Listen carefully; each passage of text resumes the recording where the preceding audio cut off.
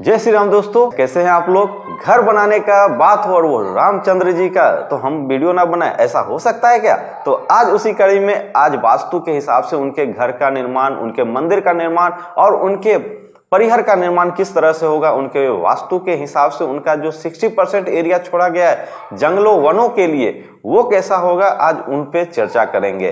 तो सबसे पहले आपको एक लुकआउट दे देते हैं कि मंदिर का निर्माण जो हुआ है उसका ये फ्रंट फेज आपको किस तरह से दिखता है। तो एक बार सामने से दिखा देते हैं आपको। जैसे ये देखिए, ये मंदिर का सामने का व्यू है। इसका निर्माण 450 सालों में उत्तर भारत में तो ऐसा हुआ नहीं है, लेकिन ये भव्यता दिखाने के लिए इसके छत्रसाल, इनके प्रांगण, इनके आगे के बरामदा जिसे कहते हैं, इस पार्ट बाय पार्ट का हर एक विवरण आपको वास्तुशास्त्र के पुस्तक में मिल जाएगी। और इसी कड़ी में सबसे पहले बताते हैं कि मंदिर का निर्माण कैसे होता है। सबसे पहले आप चढ़ेंगे, किसी के दरवाजे पे आएंगे, बस घर का जैसा माहौल है वैसा ही होता है। चूंकि घर में 81 पद वास्तु की पूजा होती है और इसमें 100 पद वास्तु की पूजा होती है, 64 पद वास्तु की पूजा होती है, 196 पद वास्तु की पूजा होती है वनों के लिए। तो इनका घर से थोड़ा भिन्न रखना होता है।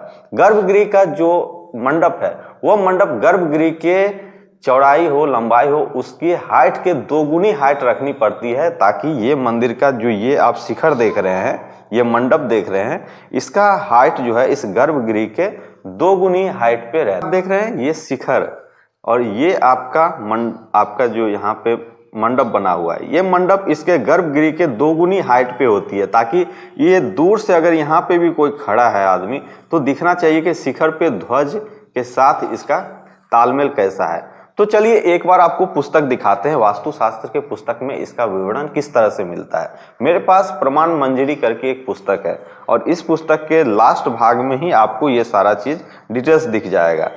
यहाँ देख लीजिए, थोड़ा सा लुकआउट सामने ले आ सकते हैं। एकांडी ललित प्रसाद, इसके हिसाब से इन्होंने तैयार किया। इसके सामने आगे भी आप बढ़ेंगे, हर एक तरह के मंडप और कलश का डिजाइन किया हुआ है। द्वार बनाने के लिए उत्तरांग की रचना विभाग, और इसके जो 7 आपके प्रांगण में जो बनेंगे, एक बार वहां पे चलते हैं, क्योंकि इसका स्ट्रक्चर पार्ट भी बताएंगे। सबसे पहले इनका लेके चलते हैं। देखिए किस तरह से इसका डिजाइनिंग है, हर एक पार्ट की अनुपात किस तरह से लेना होता है। देखिए यहाँ पे चौकी समरण है, उससे 2 गुनी हाइट है आपके नृत्य मंडप, उससे 1.2 गुना हाइट करेंगे तो ये आ जाएगा आपका पंग मंडप, जो रंग है, रंग मंडप यहाँ पे आएगा। उसके बाद आता है गूढ़ मंडप, जो इसके 1.5 गुनी हाइट पे होती है।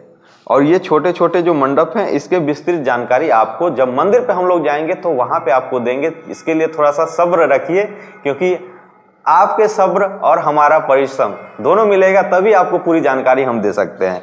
अब आ जाता है कि गूढ़ मंडप के सामने से ये मेन जो शिखर है, ये शिखर 2 गुनी हाइट पे रखनी होती है। ये पूरी की आप हाइट निकालिए, इससे यहाँ तक की 2 गुनी हाइट हो जानी चाहिए, तभी होता है एक परफेक्ट मंदिर का नियोजन। और इतना भव्यता दिखाने के लिए इस चीज को करना ही पड़ेगा। उसके बाद कलश की बात करते हैं, तो कलश आपको दिखेगा मेरु प्रसाद ध्वज है। एक बार पुस्तक देख लीजिए, ये वास्तु के मूल ग्रंथ हैं, ये आपको मार्केट के कुंजिका नहीं है, ये मूल ग्रंथ हैं। पुस्तक का नाम वास्तु मंजरी है जो देख रहे हैं, और कलश का विवरण इसमें आपको मिल जाएगा। इस कलश के विवरण के हिसाब से ही यहाँ पे कलश का डिजाइन होगा, और उसी के हिसाब से ध्वज का निर्माण होगा। अब इसके अंदर की जो प्लानिंग है वो प्लानिंग समझते हैं। प्लानिंग में आता है कि इसका जो कंस्ट्रक्शन है, 0% ऑफ स्टील वायर, कोई भी स्टील वायर कहीं भी MS किसी चीज का यूज नहीं है, बशर्ते ये नेचुरल चीजों से बनाया गया है। इसके डिजाइनिंग में बात करें तो सॉफ्ट रॉक आती है जो गुलाबी कलर के हैं, उससे इसकी डिजाइनिंग की गई है। और एक आर्कियोलॉजिकल सर्वे ऑफ इंडिया के तहत अगर बात करें तो सर्वेइंग करते वक्त जब इसकी खुदाई हुई, वहाँ की सॉइल इतनी कैपेबल नहीं थी कि इतने बड़े लोड को वो बियर कर सकते हैं। तो वहाँ पे सबसे बारीक एक IIT की टीमों ने गठन किया है, बहुत सारे टीमों के द्वारा, कि उसके बेस को लेयर बाय लेयर जो है, जैसे 230 mm तक लाना था, 300 mm 12 इंच का जो सैंड और कहिए ग्रेवल और रॉक का जो बुरादा होता है, उसे डाल के 1 फीट मोटाई को 10 इंच कॉम्पैक्शन करके लेयर बाय लेयर करके उसे ऊपर तक लाया गया।